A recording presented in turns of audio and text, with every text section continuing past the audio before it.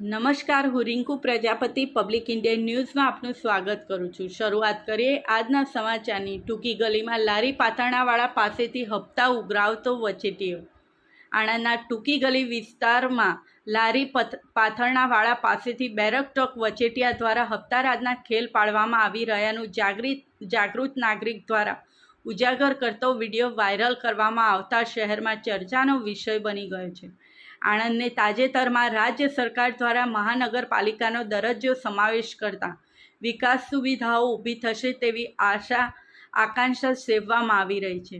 5 વર્ષ પૂર્વે તત્કાલીન મુખ્યમંત્રી વિજય રૂપાણીના કાર્યકાળ દરમિયાન આણંદ વિસ્તારમાં વેન્ડર્સ ઝોન ઊભા કરવાનો સર્વે એજન્સી દ્વારા કરવામાં આવ્યો હતો, જેનો રિપોર્ટ અત્રે તથા સરકારમાં રજૂ કરવામાં આવતા 22 જેટલા સ્થળે વેન્ડર્સ ઝોન ઊભા કરવા રજૂઆત કરતા પાલિકા દ્વારા સરકારમાં દરખાસ્ત પણ કરવામાં આવી છે।